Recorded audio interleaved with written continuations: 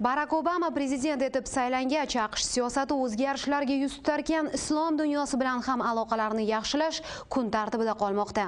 Musulmon jamiyatlarda o'tkazilgan yangi ijtimoiy so'rov natijalariga ko'ra, Amerika uchun bu xalqlar ko'yliga yo'l topish oson kechmaydi. Shohruh Hamroh hikoya qiladi.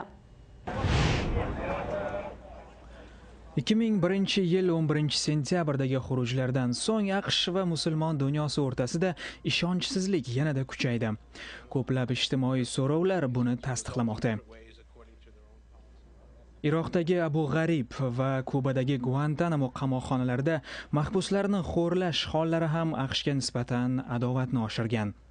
Yangi so'rov natijasiga ko'ra, har 10 musulmondan 7 nafari 11-sentyabr xurujlarini qoralasa-da, Al-Qoidaning AQSh harbiylarini musulmon davlatlardagi bazalardan haydab chiqarish maqsadini qo'llab-quvvatlaydi. So'rovni o'tkazgan tashkilot rahbari Steven Kalning aytishicha, AQSh harbiylarining musulmon davlatlarida urush olib borayotgani o'ziga yarasha muammolar tug'dirmoqda. AQSh bazalaridan norozi musulmonlar terrorchi guruhlariga hamdardlik bildirib, aholini ushbu guruhlarga yo'llash oson bo'lib qoldi. AQSh siyosatchilari harbiy kampaniya oqibatlarini taroziga solib, mana shu jumboqni yechishi zarur. Mutaxassisning aytishicha, Qo'shma Shtatlar musulmon dunyosi bilan aloqalarni yaxshilash uchun Isroil-Falastin mojarosini yechishda faol rol o'ynashi, musulmon davlatlardagi saylovlarda islomiy partiyalar g'alabasini tan olishni o'rganishi, musulmonlar va islom diniga hurmat bilan munosabatda bo'lishi zarur. Senatda o'tgan tinglovda demokrat qonunchi Jon Kerri ham shu haqda gapirgan. Uning aytishicha, Barack Obama islom dunyosi bilan o'zaro hurmatga asoslangan aloqa o'rnatishni maqsad qilgan. Agar mo'tadil musulmonlarga yordam bermoqchi bo'lsak, 11-sentyabr voqealaridan so'ng siyosatimizga singib ketgan islomofobiyadan qutulishimiz kerak. Sobiq davlat kotibasi Madeleine Albright ham musulmon davlatlari bilan munosabatlarni yaxshilash bo'yicha o'z tavsiyasini bergan. Mojarolarni hal qilishda faol diplomatiyadan foydalanish, ko'pchilik aholi musulmon bo'lgan mamlakatlarda boshqaruvni yaxshilashga ko'maklashish, iqtisodiy imkoniyatlarni kengaytirish va muloqotni jadallashtirish zarur. Albright almashinuv dasturlari, til va madaniyatdan saboq berish orqali hamda matbuot vositasida musulmonlar bilan muloqotni yo'lga qo'yib, ularning dardiga quloq solish muhimligini ham ta'kidladi.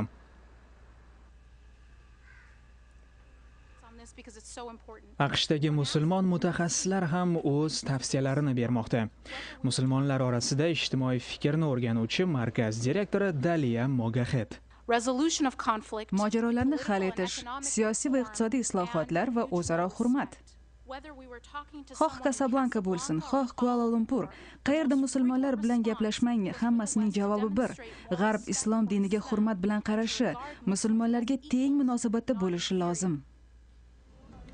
Mutaxassisning aytishicha, musulmonlar ular Amerikada havas qiladigan ne'matlardan bebahra qolgan.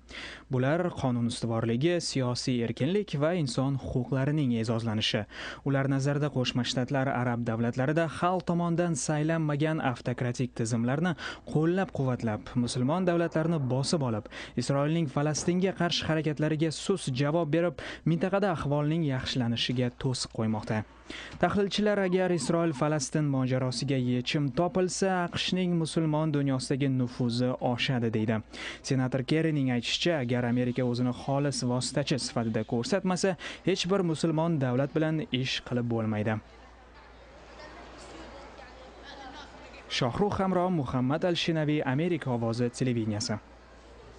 Eslatib o'tamiz, uyali telefoningiz bo'lsa va u orqali internetga ulana olsangiz, bizning uzmobil.com saytimizda kundalik xabar, tahlil va suhbatlar bilan tanishib turishingiz mumkin. Bu axborot olishning eng oson va qulay yo'li.